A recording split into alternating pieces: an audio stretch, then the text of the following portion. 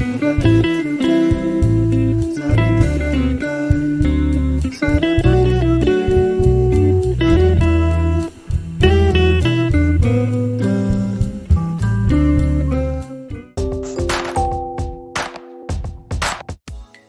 si celebra il vescovo San Giocondo. Il nome Giocondo deriva dal latino iucundus, con il significato di gioioso. Il 14 novembre di ogni anno si celebra la Giornata Mondiale del Diabete. Questa celebrazione rappresenta un'occasione per riportare l'attenzione sull'identificazione della malattia, stimolando i governi a investire maggiormente nella cura, nella prevenzione e nella diagnosi precoce.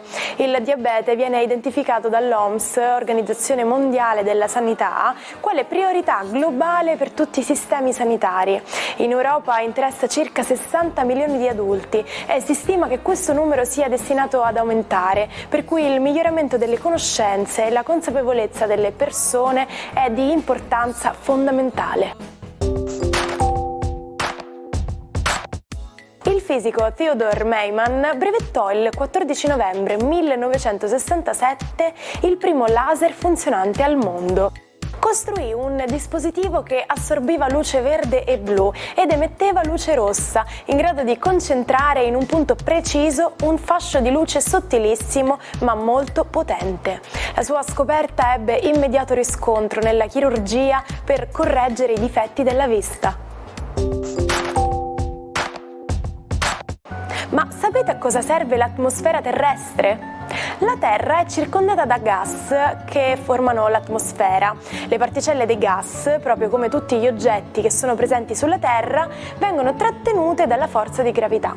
Ed è per questo motivo che più ci si allontana nello spazio e più rarefatta sarà l'aria. Ad esempio, la Luna, che ha una forza di gravità molto piccola, viene avvolta da gas molto meno densi. E questo è uno dei motivi per cui gli astronauti devono utilizzare le tute spaziali. Buon venerdì ai 12. Oggi la luna è ancora in Vergine e promette una mattinata ancora un po' tesa perché quadra con Marte e Mercurio, ma in giornata si libererà da questa fastidiosa realtà. Quindi vediamo come andrà.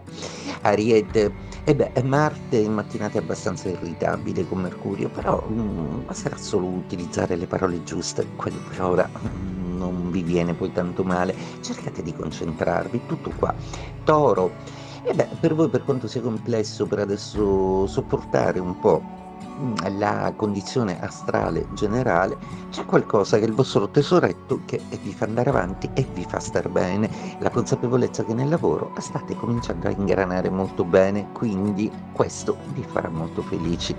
Gemelli, per voi la vostra giornata è una giornata un po' complicata per tutto quello che riguarda le quadrature della Luna, che oggi mandano l'umore un po' giù, proprio perché per quante cose avete fatto questa settimana ancora rimangono degli ostativi o dei contrattempi a cui purtroppo dovete comunque sottostare. Pazientate.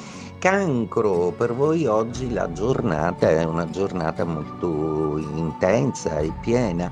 La luna dismette, in mattinata vi chiederà ancora pazienza, ma tende a dismettere la sua quadratura proprio tra poco, per cui godrete di un andamento giornaliero in cui l'umore piano piano si recupera e risale. Leone, giornata abbastanza complessa per voi, proprio perché dovete fare fronte a un problema di budget, a un problema di comprendere come e quando le vostre possibilità riescono a concretizzare i vostri sogni, e sta per arrivare l'idea di fare un acquisto importante e utile e scambiare delle idee col partner. Vergine, la luna oggi nei vostri gradi in mattinata è ancora un po' nervosa per i suoi litigi con Mercurio e Marte, ma poi via via lungo il resto della giornata si aggiusta in una maniera molto fluida e molto scorrevole, per cui pazientate un po' la prima parte della giornata, la seconda sarà sicuramente migliore. Bilancia, per voi oggi la luna è un po' fastidiosamente pensierosa, vi fa pensare che c'è sempre un problema, un ostacolo, per cui l'armonia e la fluidità che sempre utilizzate Oggi probabilmente potrebbero incontrare delle farraginosità, un po' di pazienza. Scorpione, per voi oggi la giornata è una giornata un po' di raccordo, la luna comincia a calmarsi e prima a dialogare con Venere e poi in serata anche col Sole, dandovi nuova energia e anche tanta passionalità. Sagittario, per voi oggi l'inizio della giornata non è proprio dei migliori, ma la luna promette di aggiustare un po' tutto dopo, magari parlando meglio col partner e non prendendosela troppo per delle incomprensioni di coppia che a volte possono manifestarsi. Capricorno, per voi la luna, seppure di trigono, oggi ha un po' di complicanze in mattinata, ma nel pomeriggio promette di esservi grande alleata e soprattutto di farvi staccare la spina dal lavoro per dedicarvi ai sentimenti che in questo momento vanno più che bene. Acquario, la vostra giornata oggi è una giornata piena di piccoli ostacoli generati dal Sole e da Venere. Ma Plutone sta lavorando per voi, tenente insieme anche i rapporti col vostro pianeta Urano, che per adesso è un po' in sofferenza. Oggi però non sarete molto loquaci. Pesci, per voi è una giornata molto piena di aspetti positivi, li ricevete praticamente da metà della ruota zodiacale, da Urano, da Plutone, da Mercurio, da Marte, ebbene i trigoni anche da Sole e Venere. Solo la Luna è in opposizione, quel modo di vedere le cose che a volte per voi è un po' melanconico, anche se tutto va stupendamente bene.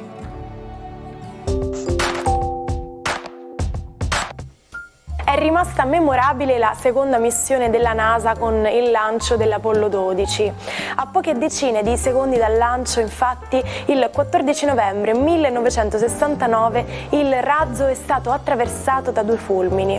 Nessun danno serio, i due astronauti a bordo riuscirono dopo un viaggio di 5 giorni ad atterrare e soggiornarono sul suolo lunare per 1 giorno e 7 ore.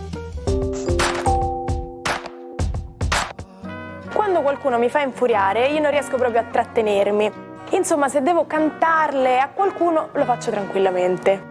In inglese, l'espressione che si utilizza per indicare questo atteggiamento è Read the Riot Act, letteralmente tradotto con leggere l'atto di sommossa. Si può rendere in italiano con fare una lavata di capo. Il matto di cui parleremo oggi è il medico e alchimista Paracelso. Si è dedicato alla ricerca dell'elisir di eterna giovinezza e a lui si deve l'invenzione di uno dei primi analgesici a base di oppio e alcol. Perse il ruolo di docente all'Università di Basilea perché fece bruciare dai suoi studenti i testi di Galeno e Avicenna, considerati da lui ignoranti. Ci salutiamo con la frase del giorno. Non si ricordano i giorni, si ricordano gli attimi. Buona giornata dalla vostra Martina.